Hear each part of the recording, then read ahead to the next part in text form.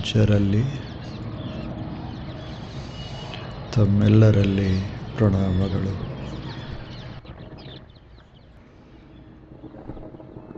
ನಾವು ಏನನ್ನೇ ಸಾಧಿಸೋದಾದರೆ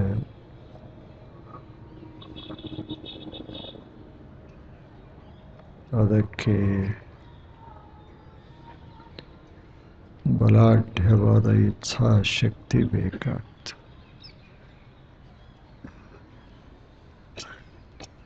ಆತ್ಮವಿಶ್ವಾಸ ಬೇಕಾಗ್ತದೆ. ಅಷ್ಟೇ ಅಲ್ಲ, ನಿರಂತರವಾದ ಪರಿಶ್ರಮ ಬೇಕಾಗ್ತದೆ. ನೈರಂತರ್ಯ ಆ ಸತ್ಕಾರ ಆ ಸೇವಿತ ದೃಢಭೂಮಿ.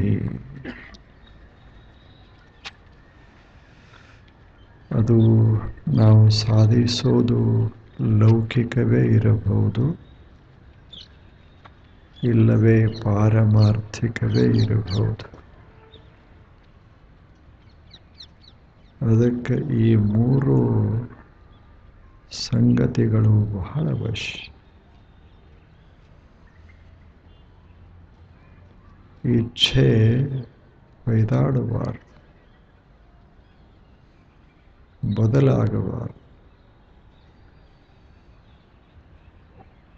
ಆ ಬಳಿಕ ನಮ್ಮಲ್ಲಿ ನಮಗೆ ವಿಶ್ವಾಸ ಇರಬೇಕು, ಆತ್ಮವಿಶ್ವಾಸ. ನಾವೀ ಕಾರ್ಯವನ್ನು ಮಾಡಬಲ್ಲಿವಿ, ಇದು ಆತ್ಮವಿಶ್ವಾಸ. ಎಂಥ ಕಷ್ಟ ನಷ್ಟ ಆದರೂ ಕೂಡ ನಾವಿದನ್ನು ಸಾಧಿಸಬಲ್ಲೆವಿ ಅನ್ನುವ ಆತ್ಮವಿಶ್ವಾಸ. ಆ ಬಳಿಕ ಪರಿಶ್ರಮ, ಅದು ನಿರಂತರವಾದ ಪರಿಶ್ರಮ. ಈ ಮೂರರಲ್ಲಿ ಸ್ವಲ್ಪ ಕಡಿಮೆ ಆದರೂ ಕೂಡ ನಾವು ಏನನ್ನ ಸಾಧಿಸಬೇಕಂತ ಮಾಡೇವಿ ಅದನ್ನು ಸಾಧಿಸೋದು ಕಷ್ಟವಾಗ್ತದೆ. ಒಂದು ಬಳ್ಳಿ ಅಥವಾ ಹುಲ್ಲು, ದಾರಿಯ ಸಮೀಪದಲ್ಲಿ ಆ ಹುಲ್ಲ ಬೆಳೀತಾ ಇರ್ತದೆ. ಅದಕ್ಕೆ ಬೆಳಿಬೇಕು ಅಂತ ಬಹಳ ಇಚ್ಛೆ.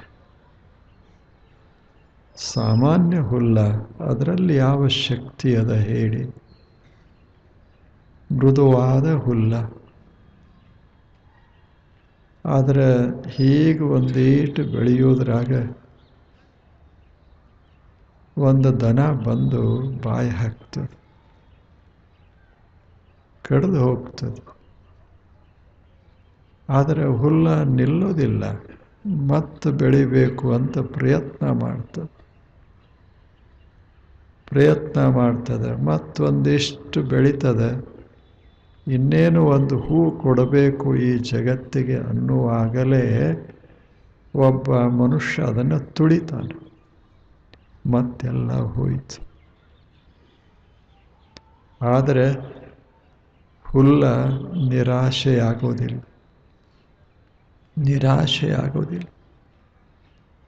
ಮತ್ತೆ ಬೆಳಿಲಿಕ್ಕೆ ಪ್ರಾರಂಭ ಮಾಡ್ತದೆ. ಆವಾಗ ಹೇಳ್ತದೆ, ಗಾಳಿ ಹೇಳ್ತದೆ, ಅಲ್ಲೋ ಎಷ್ಟು ಕಷ್ಟ ಆಗ್ತದೆ. ಯಾರೋ ತುಳಿತಾರೆ, ಯಾರೋ ಕಡಿತಾರೆ, ಯಾರೋ ಕಿತ್ತೆ ಹಾಕ್ತಾರೆ. ಇಂಥದ್ರಾಗ ಬೆಳೆಯೋದು ಹೇಗೆ ಅಂತ ಹೇಳ್ತದೆ. ಆವಾಗ ಹುಲ್ಲ ಹೇಳ್ತದೆ, ನೋಡಿ, ನಾವು ಬೆಳಿಲಿಕ್ಕೆ ಹುಟ್ಟಿದವರು. ಅದು ಹೇಗೆ? ಬೇಕಾದವರು ತುಳಿಲಿ, ಬೇಕಾದವರು ಕಡಿಲಿ, ಬೇಕಾದವರು ಕಿತ್ತೆ ಹಾಕಲಿ, ಆದರೆ ನಾವು ಬೆಳೆಯೋದು ಬಿಡೋದಿಲ್ಲ. ಯಾಕೆ ಅಂದರೆ we came to this world to grow.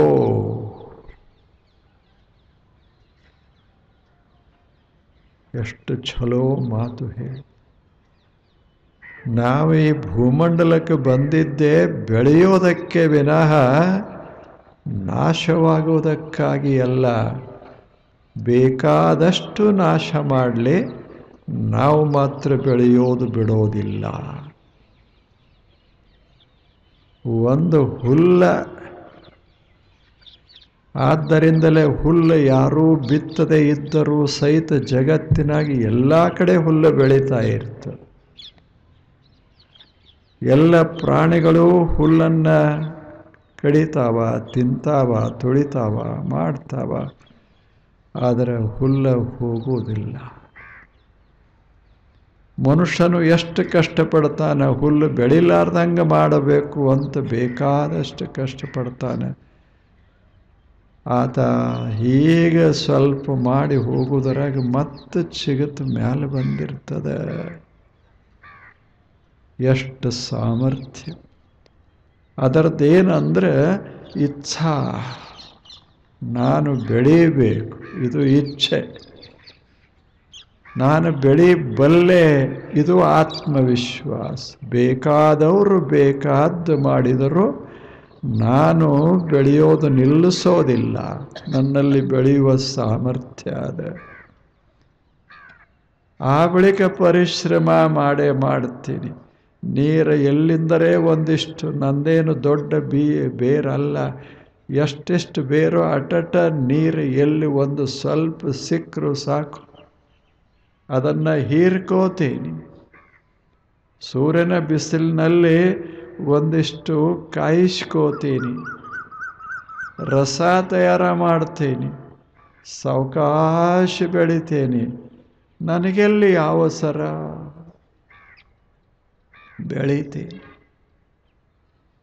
ಬೆಳಿತೇನೆ. ಮನುಷ್ಯನೇ, ನನ್ನಷ್ಟು ನಿನಗೆ ಕಷ್ಟ ಇದ್ದರೆ ನೀನು ಬೆಳಿತಾನೆ ಇರಲಿಲ್ಲ. ಎಲ್ಲರೂ ನನ್ನನ್ನು ನಾಶ ಮಾಡುವವರೇ, ಆದರೆ ನಾವು ನಾಶವಾಗಿಲ್ಲ. ನಮ್ಮಲ್ಲೇನು ಕತ್ತಿ ಕಠಾರಿಗಳಿಲ್ಲ, ಬಿಲ್ಲು ಬಾಣಗಳಿಲ್ಲ, ನಮ್ಮಲ್ಲಿ ಏನೂ ಇಲ್ಲ. ನಮ್ಮ ಮೈ ಮೃದು. ನಾವು ಕೊಡೋ ಹೂವು ಬಹಳ ಸಣ್ಣದು, ಸುಂದರ. ನಮಗೇನು ಏನಿಲ್ಲ, ಕೈ ಇಲ್ಲ, ಕಾಲಿಲ್ಲ, ಏನಿಲ್ಲ. ಆದರೆ ಬದುಕಬಲ್ಲಿವಿ, ಚೆನ್ನಾಗೇ ಬಾಳಬಲ್ಲಿವಿ. ಸುಮ್ಮನೆ ಇದು ಒಂದು ರೀತಿ. ಹಾಗೆ ಮನುಷ್ಯ ಏನರೇ ಸಾಧಿಸಬೇಕು ಅಂತ ಇದ್ದರೆ ಇವು ಮೂರು ಬಹಳ ಮಹತ್ವದವು.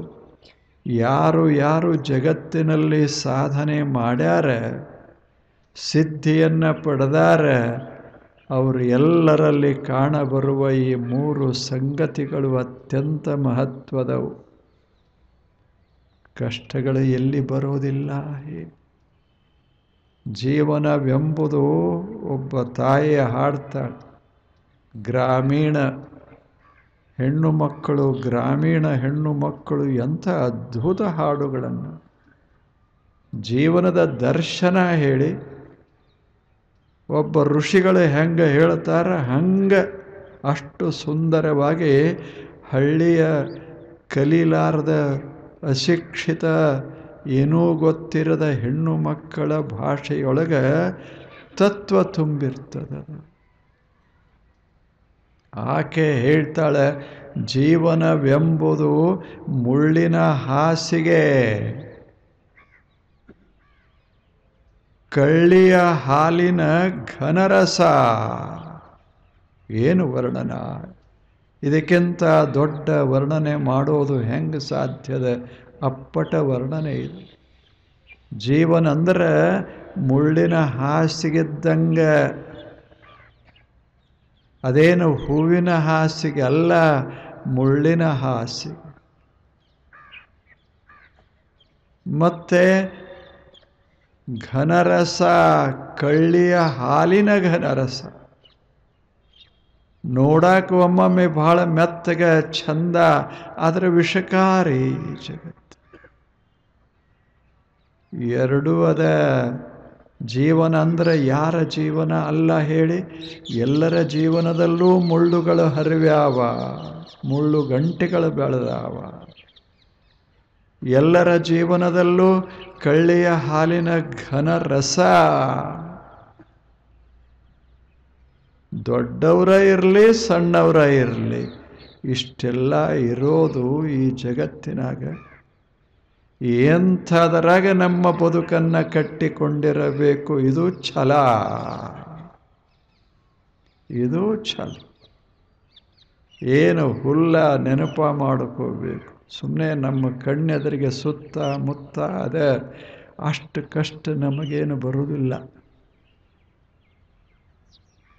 ಅಷ್ಟು ಸಮಸ್ಯೆ ನಮಗಿಲ್ಲ. ಅದಕ್ಕೆ ನೀರು ಹಾಕೋರು ಯಾರು? ಅದಕ್ಕೆ ಅನ್ನ ಹಾಕೋರು ಯಾರು? ಅದಕ್ಕೆ ಬೇಲಿ ಹಾಕಿ ರಕ್ಷಣೆ ಮಾಡೋರು ಯಾರು ಹೇಳಿ? ಏನೇನೂ ಇಲ್ಲ. ಆದರೆ ಒಂದು ಈಟ ಇರ್ತದ, ಬೆಳೆದೇ ತೀರ್ತೇನೆ ಅಂತೆ. ಒಂದು ಹುಲ್ಲಿನಲ್ಲಿ ಇಷ್ಟು ಸಾಮರ್ಥ್ಯದ ಅಂದಾಗ ಮನುಷ್ಯನೇ, ನೀನು ಯಾಕೆ ಹಿಂಜರಿಯೋದು? ನಿರಾಶನಾಗೋದು ಯಾಕೆ? ಗುರಿ ಗೊತ್ತಿರಲಿ. ಆ ಕಡೆ ನಾವು ಸಾಗೋದದೆ. ನಮ್ಮ ಗುರಿ ಯಾವುದು? ನಮ್ಮ ಗುರಿ ಬೆಳೆದು ಹೂವು ಕೊಡೋದು ಈ ಜಗತ್ತಿನಲ್ಲಿ, ಮುಳ್ಳ ಕೊಡೋದಲ್ಲ. ಆಗ ನಮಗೆ ಎಷ್ಟೇ ಕಷ್ಟಗಳು ಬಂದಿರಲಿ, ಎಲ್ಲ ಕಷ್ಟಗಳನ್ನು ಮೀರಿ ನಾವು ಸುಂದರವಾದಂಥ ಒಂದು ಕಾರ್ಯವನ್ನು ಈ ಜಗತ್ತಿನಲ್ಲಿ ಮಾಡೋದು, ಅಥವಾ ಸುಂದರವಾದ ಭಾವವನ್ನು ಅರಳಿಸೋದು ಈ ಜಗತ್ತಿನಲ್ಲಿ ಹೇಳಿ. ಹಾಗೆ ಮಾಡೋದು ನಮ್ಮ ಜೀವನದ ಉದ್ದೇಶ. ಇದು ಗಟ್ಟಿ ಇತ್ತು ಅಂದ್ರೆ ಇಚ್ಛಾಶಕ್ತಿ. ಈ ಇಚ್ಛಾಶಕ್ತಿ ಬಲಿಷ್ಠ ಇತ್ತು ಅಂದರೆ ಆತ್ಮವಿಶ್ವಾಸ. ನನಗೆ ಸಾಧ್ಯ ಅಲ್ಲ ಅಂತಲ್ಲ, ನಾನು ಮಾಡಬಲ್ಲೆ. ಇದು ಸಾಧ್ಯ ಅವರಿಗೆ ಆಗ್ತಿತ್ತು ಅಂದರೆ ನನಗೆ ಯಾಕೆ ಆಗಬಾರದು ಹೇಳಿ? ಆ ಮನುಷ್ಯನಿಗೆ ಆಗ್ತದಂದಾಗ ನನಗೆ ಯಾಕೆ ಆಗಬಾರದು? ನಾನು ಸಾಧಿಸಬಲ್ಲೆ, ಒಂದಿಲ್ಲ ಒಂದು ದಿವಸ ಇದನ್ನು ಮಾಡಿಯೇ ತೀರ್ತೇನೆ, ಇಷ್ಟು ಸಾಮರ್ಥ್ಯ ನನ್ನೊಳಗದೆ. ಈ ಆತ್ಮವಿಶ್ವಾಸ. ನನಗೆ ಆಗುವುದಿಲ್ಲ ಅಂತಲ್ಲ, ಆಗುವುದಿಲ್ಲ ಅಂತಲ್ಲ. ತಾವು ಕೇಳಿರಬೇಕು, ನೆಪೋಲಿಯನ್ ಬೋನಾಪಾರ್ಟ್ ಅಂತ ಆಗಿ ಹೋದರು. ಬಹಳ ದೊಡ್ಡ ಮನುಷ್ಯ, ಬಡವ, ಅತ್ಯಂತ ಬಡ ಹುಡುಗ. ಆತ ಮುಂದೊಂದು ದಿವಸ ಸಾರ್ವಭೌಮನಾದ. ಬಡ ಹುಡುಗ, ಉಣ್ಣಾಕ ಇರಲಿಲ್ಲ ಸರಿಯಾಗಿ. ಇಂಥ ಹುಡುಗ ಏನು ಬೆಳಿಬೇಕು? ಒಂದು ಸಲ ಆತ ಮಿಲ್ಟ್ರಿ ಶಾಲೆ ಸೇರಿದ. ಆ ಹುಡುಗ, ಅವನ ಹತ್ತಿರ ರೊಕ್ಕಿರಲಿಲ್ಲ. ತಾಯಿ ಅವನಿಗೆ ರೊಕ್ಕ ಕೊಡುವಷ್ಟು ಸಮರ್ಥಳಿರಲಿಲ್ಲ. ಇಂಥ ಹುಡುಗ, ಎದಕ್ಕೂ ಬರದವ, ಗಿಡ್ಡ. ಈತ ಮಿಲ್ಟ್ರಿ ಶಾಲೆ ಸೇರಿದ ಕಲೀಲಿಕ್ಕೆ. ಹೀಗೆ ಒಂದು ಸಲ ಅಲ್ಲಿ ಕ್ಯಾಪ್ಟನ್ ಬರ್ತಾರೆ. ಈ ಹುಡುಗರನ್ನೆಲ್ಲ, ಮಿಲ್ಟ್ರಿ ಶಾಲೆ ಸೇರಿದ ಹುಡುಗರನ್ನೆಲ್ಲ ನಿಲ್ಲಿಸಿರ್ತಾರೆ ಸಾಲುಗಟ್ಟಿ. ಮೊದಲ ಎತ್ತರ ಇದ್ದವರು ಎತ್ತರ, ಆ ಬಳಿಕ ಕಡಿಮೆ ಕಡಿಮೆ, ಮೊದಲ 6 ಫೂಟ, ಆ ಬಳಿಕ ಸ್ವಲ್ಪ ಕಡಿಮೆ, ಹೀಗೆ ನಿಲ್ಲಿಸಿರ್ತಾರೆ. ಅದು ಅಲ್ಲಿಯ ಪದ್ಧತಿ. ಅದು ಅಂಥದ್ರಾಗ ಕೊಟ್ಟ ಕೊನೆಗೆ ನಿಂತವನೇ ನೆಪೋಲಿಯನ್ ಬೋನಾಪಾರ್ಟ್. ಕ್ಯಾಪ್ಟನ್ ಬರ್ತಾರೆ ದೊಡ್ಡವರು. ಅವರು ಬಂದ ಕೂಡಲೇ ಇವರು ಸಲ್ಯೂಟ್ ಹಾಕೋತಿರ್ತಾರೆ ಪ್ರತಿಯೊಬ್ಬರು. ಆತ ಕ್ಯಾಪ್ಟನ್ ಕೇಳ್ತಾ ಇರ್ತಾನೆ, ಅವರಿಗೆ ಹುಡುಗರಿಗೆ ಕೇಳ್ತಾನೆ. ಆತ ಕೇಳ್ತಾನೆ, what you want to become in your life ಅಂತ ಕೇಳ್ತಾನೆ. ನಿಮ್ಮ ಬದುಕಿನಲ್ಲಿ ಏನಾಗಬೇಕು ಅಂತ ನೀವು ಇಚ್ಛೆ ಪಡ್ತೀರಾ, ಕನಸ ಕಾಣ್ತೀರಾ? ಒಬ್ಬೊಬ್ಬರು ಹೇಳ್ತಾರೆ, ನಾನು ಕ್ಯಾಪ್ಟನ್ ಆಗಬೇಕಂತೇನೆ, ನಾನು ಕರ್ನಲ್ ಆಗಬೇಕಂತೇನೆ, ನಾನು ಅದು ಆಗಬೇಕು, ಇದು ಆಗಬೇಕು. ಸಣ್ಣ ಪುಟ್ಟು ಹೇಳ್ಕೋತ ಹೋಗ್ತಾರೆ. ಕೊನೆಗೆ ಈ ಹುಡುಗ ನಿಂತಿರ್ತಾನೆ, ನೆಪೋಲಿಯನ್ ಬೋನಾಪಾರ್ಟ್, ಫ್ರಾನ್ಸ್ ದೇಶ. ಇಷ್ಟ ಹುಡುಗ, 4.25 ಫೂಟದ ಹುಡುಗ. ಅವಾಗ ಅವರು ಕೇಳ್ತಾರೆ, ಏನು ಆಗಬೇಕಂತೀಯ ಅಂತ ಕೇಳ್ತಾರೆ. ಆವಾಗ ಆ ಹುಡುಗ ಹೇಳ್ತಾನೆ, I want to become the emperor of European continent. ಏನಾ ಮಾತು? ನಾನು ಇಡೀ ಯುರೋಪ್ ದೇಶದ ಸಮ್ರಾಟನಾಗಬೇಕು ಅಂತ ಮಾಡಿದ್ದೇನೆ. ಕನಸರೇ ಬೀಳ್ಬೇಕಲ್ಲ ಇಷ್ಟು. ಏನು ಮಾಡೋದು? ನಮ್ಮ ಎಂಥ ಕನಸು ಏನರೇ ಮಾಡಿ ಒಂದು ನೌಕರಿ ತಗೊಳ್ಳೋದು. ಏನಿದೆಲ್ಲ ಹೇಳಿ. ಸಣ್ಣ ಪುಟ್ಟ ಸಂಗತಿಗಳಿಗೂ ಸಹಿತ ಕೈ ಒಡ್ಡುವಂಥ ಮನಸ್ಸಿನಲ್ಲಿ ಸಾಮರ್ಥ್ಯ ಹೆಂಗೆ ಬರ್ತದೆ? ಆವಾಗ ಗಾಬರಿ ಆಗ್ತಾನವ. ಯಾರು ಕೇಳ್ತಿರ್ತಾನಲ್ಲ ಆಫೀಸರ್, ಅವ ಅಂತಾನ, ನಮ್ಮಂಥವ್ರಿಗೆ ಬೀಳದ ಕನಸು ನಿನಗೆ ಹಂಗೋ? ಎಷ್ಟು ಜನ ನಿಂತಾರ, ಯಾರಿಗೂ ಇಲ್ಲ, ಧೈರ್ಯನೇ ಇಲ್ಲ. ಭಾಳ ಆದ್ರೆ ಏನು ಹೇಳ್ತಾರೆ, ಕರ್ನಲ್ ಆಗ್ತೇನೆ ಅಂತ ಹೇಳ್ತಾರೆ. ನೀನು ಸಾಮ್ರಾಟ ಅಂತೀಯಲ್ಲ, ಅದು ಫ್ರಾನ್ಸ್ ದೇಶ ಅಲ್ಲ, ಇಡೀ ಯುರೋಪ್ ಖಂಡದ ಸಾಮ್ರಾಟ ಅಂತೀಯಲ್ಲ. ಆವಾಗ ಹುಡುಗ ಹೇಳ್ತಾನೆ, ಯಾರ್ಯಾರ ಯೋಗ್ಯತೆ ಎಷ್ಟದ ಅಷ್ಟು ಅನ್ನಿಸ್ತದ, ನನ್ನ ಯೋಗ್ಯತೆ ಭಾಳದ ಅಂತ. ನೋಡಾಕ ನಾನು 4.25, ಆದರೆ ಇರಾಕ ನನ್ನಷ್ಟು ಎತ್ತರ ಯಾರಿಲ್ಲ. ಇದೇ ಹುಡುಗ ಬೆಳೆದು ಹುಚ್ಚದನ ಅಂತಂದರೆ ಎಲ್ಲರೂ ಒಂದು ದಿವಸ ಬಂತು ಸಾಮ್ರಾಟನಾಗಿದ್ದ. ಫ್ರಾನ್ಸ್ ದೇಶದಲ್ಲಿ ನೆಪೋಲಿಯನ್ ಹಂಗ ಹೇಳಿ ಬೋನಾಪಾರ್ಟ್. ಕನಸ ಅಲ್ಲ, ಇಚ್ಛಾಶಕ್ತಿ, ಆತ್ಮವಿಶ್ವಾಸ. ನನಗೆ ಆಗುವುದಿಲ್ಲ ಅಂತಲ್ಲ, ಆ ಹುಡುಗನೇ ಹೇಳ್ತಾನೆ, impossibility is a word to be found in fools dictionary. ಅಸಾಧ್ಯ ಅನ್ನೋದು ಹುಚ್ಚರ ಕೋಶದೊಳಗಿರ್ತದೆ, ನನ್ನ ಕೋಶದಾಗಿಲ್ಲ. ಶಬ್ದಕೋಶ. ಅಸಾಧ್ಯ ಅನ್ನೋದೇ ನನ್ನ ತಲೆಯಿಂದ ನಾ ತೆಗೆದು ಹಾಕಿ ಬಿಟ್ಟಿದ್ದೇನೆ. ಈ ಮನಸ್ಸದಲ್ಲ, ಇದು ಸಾಧನೆಗೆ ಬಲವನ್ನು ತಂದು ಕೊಡುತ್ತದೆ. ಈಗ ತಾವೆಲ್ಲ ಅದಿರಲ್ಲ, ಎಷ್ಟು ನೋಡಬೇಕು. ಒಂದು ದಿವಸ ಬರೋದು ಮಹತ್ವದ್ದಲ್ಲ, ಥಂಡ್ಯಾಗ ದಿವಸ ಬರ್ತಿರಲ್ಲ, ಇದು ಬಹಳ ಆಶ್ಚರ್ಯ. ಅದು ನಸಿಕಿನಾಗ. ಇದೇನು ಸಾಮಾನ್ಯನೋ, ಅವ ಸಾಮ್ರಾಟ ಆದಂಗೆ ಅದ. ನಮ್ಮದು ಕೆಟ್ಟ ಥಂಡಿ ಹೇಳೋಕ್ಕಾಗೋದಿಲ್ಲ. ಬೆಚ್ಚಗೆ ಹಾಸಿಗೆಯೊಳಗೆ ಮಲ್ಕೊಂಡು ಮನುಷ್ಯ ಹೊರಗೆ ಹೇಳೋದ ಕಷ್ಟದ. ಅಂಥದ್ರಾಗ ಈ ನಾಡಿನಾಗ, ಒಣ ನಾಡಿನಾಗ ಕೆಟ್ಟ ಥಂಡಿ. ಇಂಥದ್ರಾಗ ಬರೋಬ್ಬರಿ ಎದ್ದು ಸ್ನಾನಪಾನ ಮಾಡಿ ಅದು ಗಾಳ್ಯಾಗ ವೇಗವಾಗಿ ಯಾವುದನ್ನು ಲೆಕ್ಕಿಸದೆ ಶಾಂತವಾಗಿ ಸಂತೋಷದಿಂದ ಬರ್ತೀರಿ ಅಲ್ಲ, ಇದು ಆತ್ಮವಿಶ್ವಾಸ. ಇದು ಎದಕ್ಕಾಗಿ? ಎದಕ್ಕೂ ಅಲ್ಲ, ಸಂತೋಷ ಪಡೋದಕ್ಕೆ. ಜೀವನದಲ್ಲಿ ಸತ್ಸಂಗದಂಥ ಸಂತೋಷ ಇನ್ನು ಯಾವುದದು? ಸತ್ಸಂಗದಂಥ ಸಾಧನ ಇನ್ಯಾವುದದು? ಎಲ್ಲವನ್ನ ಸಾಧಿಸಬಹುದು. ಸತ್ಸಂಗ ಬಹಳ ಮಹತ್ವದ್ದು.